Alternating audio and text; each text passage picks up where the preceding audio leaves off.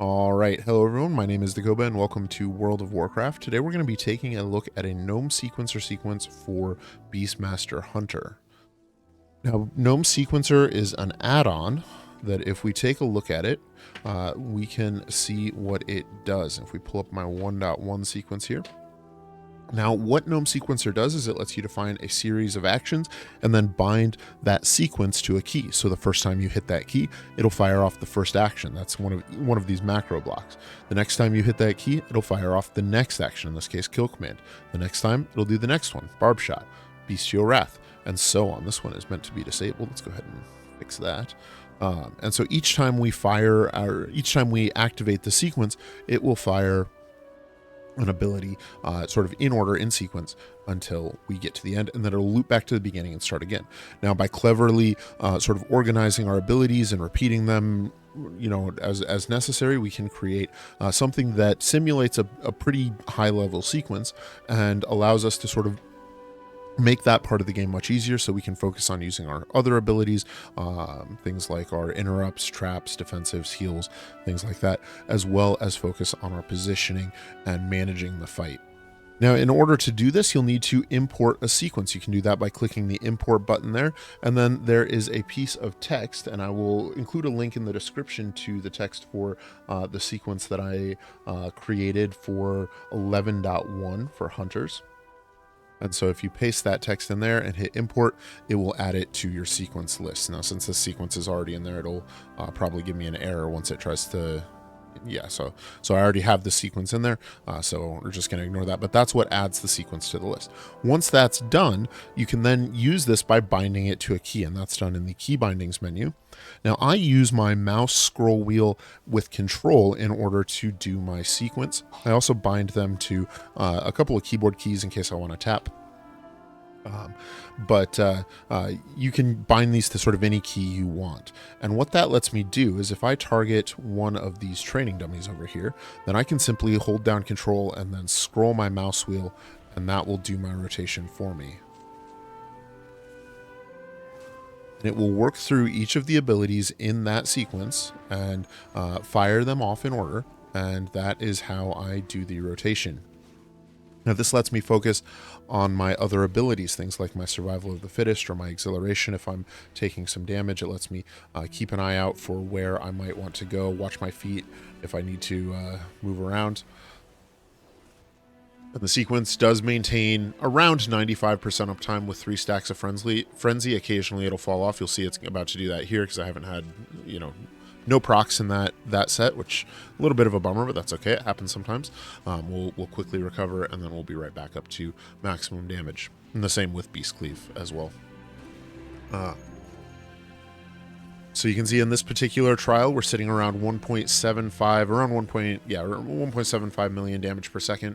And that's pretty typical. That's about what I see in keys when I'm fully buffed up and have food and stuff. You can see I'm not running any sort of stat boosts or using potions or anything like that. So that's actually pretty close once you account for all those buffs.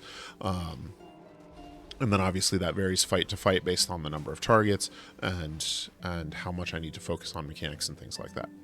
Now, in addition to the sequence, I also do keep all of my abilities on my bars in case I need to manually activate them. I can go ahead and either hit the sort of number keys, which are the default bindings for those, if I want to activate something. So if I see my barb shot isn't firing and my frenzy stacks, which are tracked by this red weak aura here, are about to fall off, then I can go ahead and manually fire off a barb shot in order to make sure that gets refreshed in time. Same with Beast Cleave, which is tracked by the blue bar.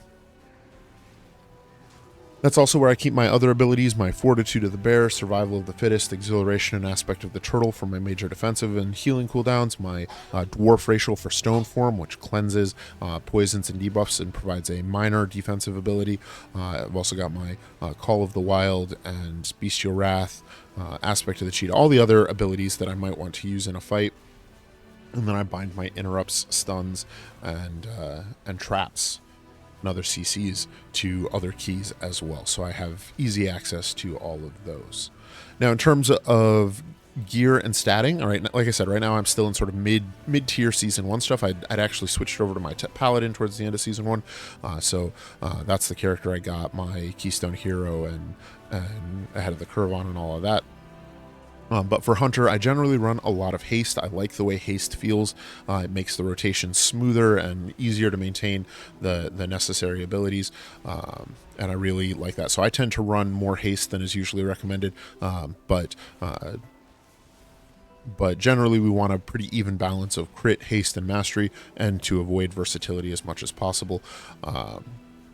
And then for trinkets, again, I'm just using some old Season 1 stuff. I haven't really taken too close of a look at the new stuff for Season 2 yet, and I'm excited for that stuff to all come out next week.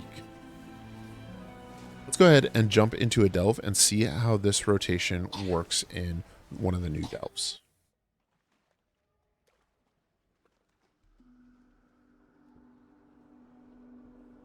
Now, I've actually already cleared this with a friend, so I'm not going to be getting any loot from it. That's okay. We're going to go ahead and have Bran set to be a healer. We're going to give him the Curio of the Earth Mother. Let's go ahead and give him the Porcelain Arrowhead, and then for the other one, we will do the Amorphous Relic, yeah. All right, and our job is going to be to clear this delve. Now we're going to be focusing on playing the Hunter here and on using Hunter abilities to do this. We're going to be using our AOE Sequence in order to do this. And so here we have this Hideous Amalgamation. Let's go ahead and open up with a multi-shot and then start spamming our AOE rotation here. Now this guy has latched onto us for the moment, so we're just going to keep our distance and watch our health. He's going down pretty quick. You can see our damage is pretty good here. We can move on to the next group. And our job right now, let's go ahead and get our objectives panel up, is to find 5 dark tears. So we'll look for those. Looks like there's one back here. And we've got some red circles on the ground. We want to watch out for those. That's one of the advantages of Beastmaster. We can keep moving while we do stuff. Looks like we've got a caster, this Void Aberration, so we'll keep them targeted. Our health's dipping a little low. Let's use Exhilaration and hit that interrupt where we can. For a second interrupt, we can throw our Frost Trap. Perfect. And now that we're out of combat, we can close this rift. All right, let's keep on working through here. We also need to clear out a whole bunch of Old God forces, so we'll just keep fighting as we go. And you can see I've got my weak auras here telling me when my frenzy stacks are about to go or when my beast cleave is about to wear off. And so those are really how I've tuned my sequence to make sure that as I continue to play, that those stay active as much as possible when I'm in combat, because that's really the goal of all of this. Those are the sort of the key abilities to keeping Beastmaster on top. All right, here we have another group here. It looks like we've got a Dark Walker. Let's go ahead and grab him, bring him on over. We have taken some damage, so let's keep an eye out for Bran's little healing bottles. See if we see those coming up. And we've got another Void Aberration, so we'll keep them targeted to focus on interrupts. Dark Walker is doing some kind of a draw-on ability. We're going to run away from that.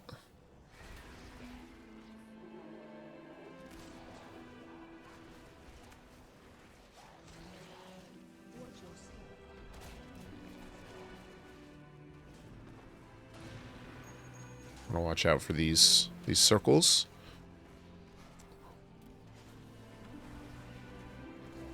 The draw-in with the tentacles is pretty tricky. That's how they're gonna try and get us.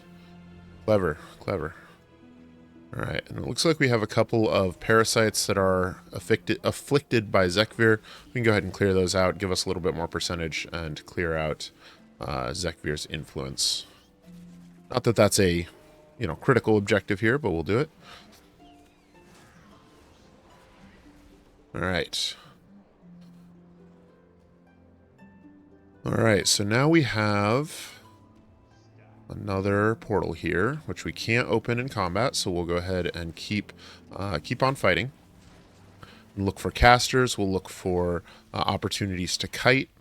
Look for opportunities to use our stuns and knockbacks, and just keep spamming that sequence. That's going to handle our rotation for us, so we can focus on the awareness of where we're at and how things are going. That we're out of combat, we can go ahead and close this rift. It'll be our second one. There's a third one over there. Don't want to miss that.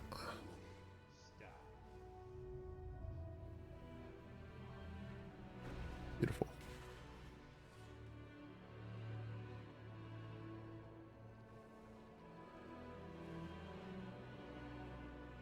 It's like these void aberrations stay underground and don't activate straight away unless we step on them, so we'll be real mindful of that.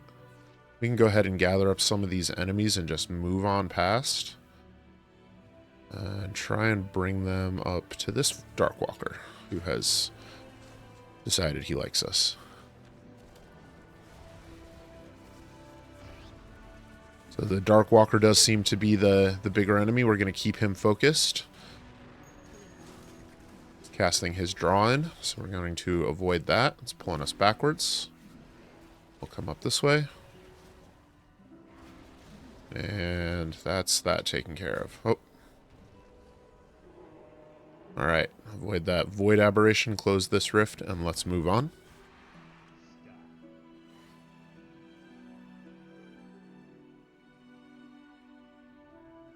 And here we have one more rift, and we have already reached our objectives. Looks like there's a rusty chest over there. Let's go ahead and clear that group. It's also a aGjr group, and that will let us get to that rusty treasure chest.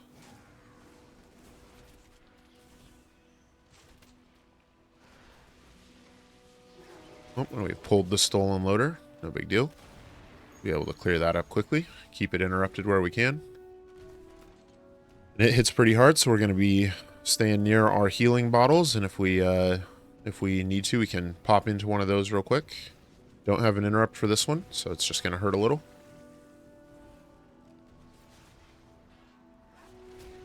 Brand's doing a good job keeping us alive. Interrupt's still not up yet. We'll go ahead and heal up. Dodge the frontal.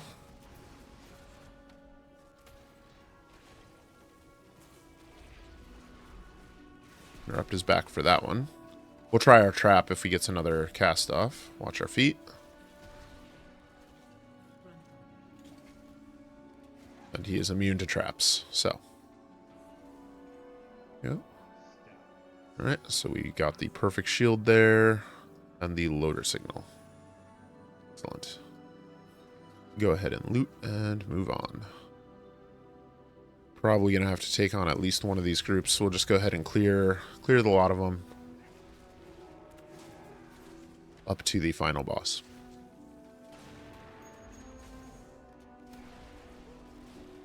So our health's getting low. We'll go ahead and pop Exhilaration.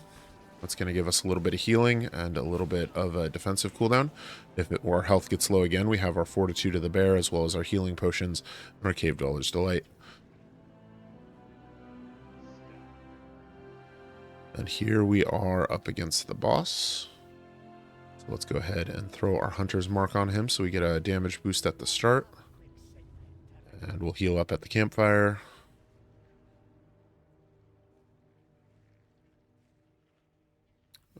Let's see what we can do.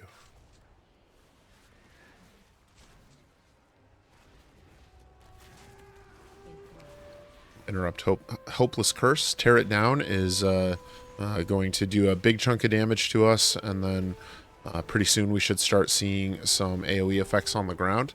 He'll also do a Fixate we need to kite away from.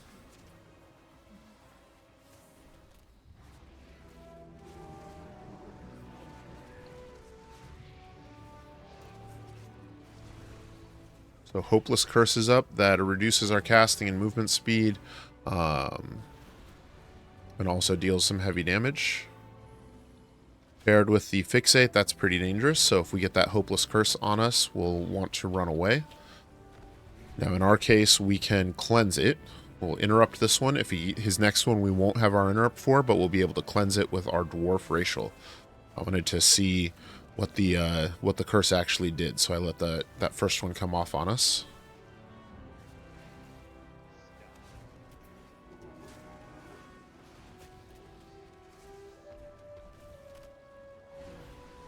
Alright, the unanswered call. He's fixating on us, so we're just gonna keep our distance.